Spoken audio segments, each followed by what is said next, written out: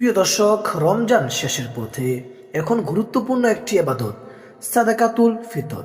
অনেকেই প্রশ্ন করেন, ফিতরা দেওয়ার সঠিক সময় কখন? ঈদের আগে না পরে? রমজানের শুরুতে দিলে হবে নাকি পরে? আজ পরিষ্কারভাবে জেনে নেই। ফিতরা কবে ওয়াজিব হয়?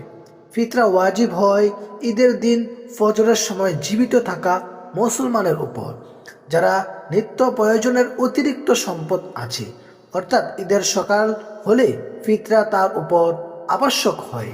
2. ফিতরা দেওয়ার উত্তম সময়।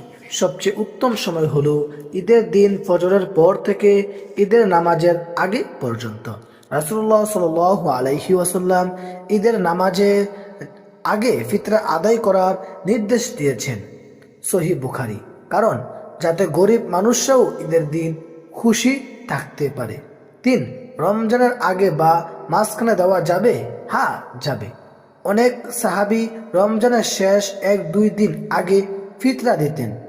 অনেক আলেমের মতে রমজানের মধ্যেও দেওয়া জায়েজ, বিশেষ করে গরিবের সুবিধার জন্য।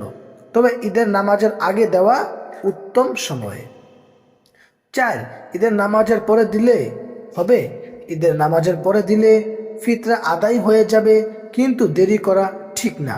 উত্তম সময় মিস হয়ে যাবে। হাদিসে এসেছে, নামাজের আগে দিলে তা ফিতরা, নামাজের পরে দিলে তা সাধারণ সদকা হিসাবে গণ্য হবে। 5. 2026 সালের ফিতরার পরিমাণ।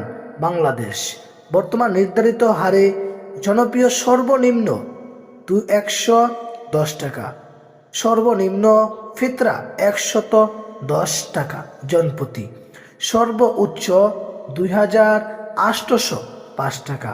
আপনি যদি একদম মধ্যবিত্ত হয়ে থাকেন তাহলে 110 টাকা দিবেন।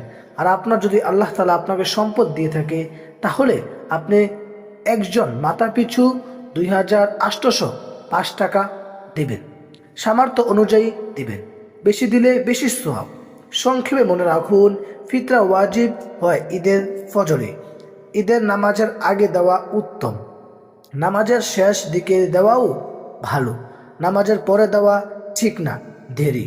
শেষ কথা, ফিতরা শুধু টাকা না, এটা গরিবের মুখে হাসি। সময় থাকতে আদায় করুন, ঈদের আগে গরিবকে পৌঁছে দিন। আল্লাহ আমাদের রোজা ও ফিতরা কবুল করুন। প্রিয় সম্মানিত ভাই ও বোনেরা, আল্লাহ তাআলা যেন আমাদের সকলকে রমজানের পরিপূর্ণ হক আদায় করার তৌফিক দান করে। আমিন।